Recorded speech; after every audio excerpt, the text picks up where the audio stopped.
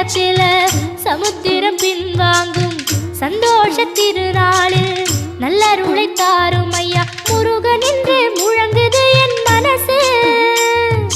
கடலை போல உன் கருணை பெருசு. உப்பு காத்து ஊத காத்து சுத்தும் கடலுக்கரைய பார்த்து சத்தியமா கோயில் கொண்ட சுப்பையா எங்க குப்பத்துக்கு குலவிளக்கு நீ ஐயா. திருச்செந்தூர் ஆண்டவனே வேல் முருகா தினம் உனக்கு நன்றி சொல்வோம் மால் மருகா.